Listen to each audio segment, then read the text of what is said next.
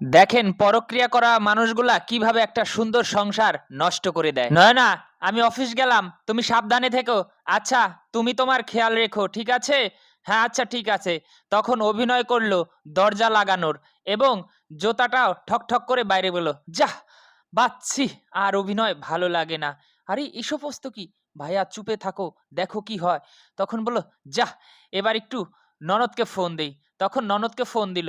এই তুই কোথায়? ভাই ভাবি আমি একটু ভাইয়ার সাথে নিচে আসছি। আর হ্যাঁ, তো সোজা তোর ভাইয়াকে গাড়িতে উঠাই দিবি, তারপর ১ ঘন্টা পর রুমে ঢুকবি, ঠিক আছে? এর আগে কিন্তু আসবি না। আচ্ছা ভাবি কেন? আরে আমি যা বলছি তাই কর। ১ ঘন্টার আগে রুমে কিন্তু ঢুকবি না তো ঢুকবি না।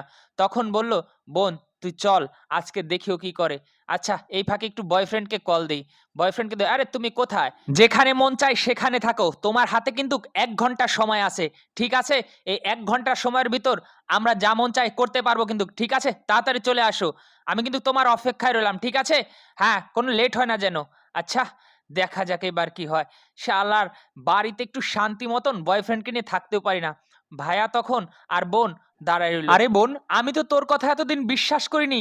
এই অ্যাক্সিডেন্ট, এই ঘরে পড়া, অসুস্থ, এ সমস্ত কি? আমার স্ত্রী এইরকম করে?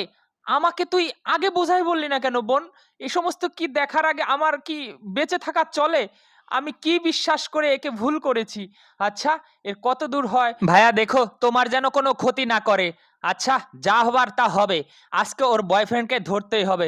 বোন, নিচে চলো। আর নিচে গিয়ে সময় মতন অপেক্ষা করি। এই বলে ভাই আর বোন নিচে গেল। আর স্ত্রী ভিতরেই রইল। কারণ তার নাগর আসবে সে অপেক্ষায়। কিছুক্ষণ পর দরজা খুলে ভিতরে প্রবেশ করলো। সোনা, কেমন আছো তুমি? আরে কই গেলা তুমি? বলো না, চুপে সারে কেন? আরে শুনো, আমার আর তর্স হয়েছে না। তোমার স্বামীকে তাড়াতাড়ি ডিভোর্স দিয়ে দাও আর সবকিছু নিয়ে নাও। এভাবে লুকায় লুকায় আর কতদিন? হ্যাঁ, আর কি ব্যাপার? এই মুহূর্তে ঘরে কে নক করলো? তোমার স্বামী আর ননদ তো অফিসে গেছে, আর ননদ তো ১ ঘন্টা পরে আসার কথা। তখন দরজা খুলেই চোখ ছানা ভরা, স্বামী আর ননদ হাজির। কি? আরে এই সমস্ত কি? ঠিক যখন ওই রুমে প্রবেশ করলো আর বয়ফ্রেন্ড দেখেই সাথে সাথে রুম থেকে পালিয়ে গেল। এই ওই লোকটা পালালো কে? কে হয় তোমার? সত্যি কথা বলো।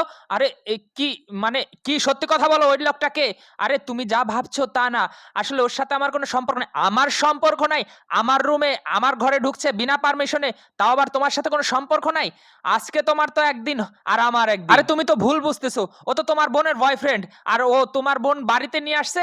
আরে ভাবি তুমি এইসব মিথ্যা কথা বলছো কেন? এই তুমি থামো। তুমি মিথ্যা কথা বলছো না, আমার বোন মিথ্যা কথা বলছে। সেটা আজকে আমি প্রমাণ করে দেব, ঠিক আছে? আরে তোমাকে আমি আপন বোনের মতো দেখি। আর তো ননদ তুমি বলে দাও না কেন এটা তোমার বয়ফ্রেন্ড ছিল? আর ভাবি তুমি মিথ্যা কথা বলো না। তুমি অনেক মিথ্যা কথা বলেছো, অনেক অভিনয় করে ভাইকে ঠকাইছো। কিন্তু আর সুযোগ হবে না।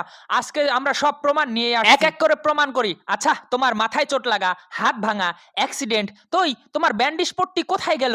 সবই তো খুলে জারি-জুরি করে বসে আছো। না আসলে আমার মাথাটা প্রচন্ড ব্যথা করছে, তাই একটু খুলে রেখেছিলাম। হ্যাঁ, খুলে রেখেছিলা? এখন আস্তে আস্তে সবকিছুই খোলা হবে। তোমার অভিনয় আর বেশিক্ষণ চলবে না। তুমি এতদিন আমাকে দিনের পর দিন ঠকাইছো, আর এই ঠকাইয়া কতদিন থাকবা? ধরা তো তোমাকে খেতেই হবে। আর তোমার বয়ফ্রেন্ডকে আমার বোনের বয়ফ্রেন্ড বলে আজকে চালিয়ে দেওয়া, আর নাটক চলবে না। ধরা যখন পড়ে গেছি তাহলে বলি, আমি তো তোমার সাথে থাকতেই চাই না। তোমাকে আমি ভালোবাসি না।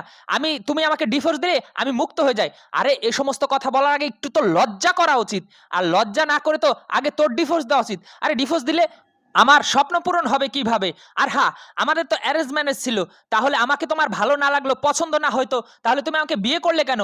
আর বিয়ে তো তোমাদের পরিবার আমাদের পরিবার মিলে হইছে। তুমি আমাকে বলতে আমাকে পছন্দ হয় না, তাহলে তো বিয়েটা ভেঙে দিতাম। তুমি আমার জীবনটা এভাবে তছনছ করার জন্য কেন উঠে পড়ে লেগেছো? তোমার ফ্যামিলির মান সম্মান না থাকতে পারে, আমার তো একটা মান সম্মান আছে।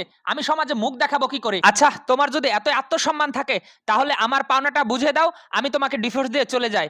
হ্যাঁ, দিব তো ডিভোর্স। এখন সব প্রমাণপত্র আমার এই ফোনে আছে, দেখো। এই যে দেখো, এখন তুমি তোমার পাওনাটা ঠিক মতোই বুঝে পাবে। হ্যাঁ, আর তোমাদের সাথে আমার কোর্টে দেখা হচ্ছে। আর পাওনাটা ওই কোর্ট থেকে বুঝে নিও, ঠিক আছে? এখন আমার ঘর থেকে বের হয়ে যাও। সত্যি এমন অনেক পুরুষ এবং নারী আছে যারা কিনা নিজের স্বার্থ হাসিলের জন্য সুন্দর একটা সংসার এভাবেই নষ্ট করে থাকে। ভিডিওটি ভালো লাগলে সবাই শেয়ার করে দিবেন।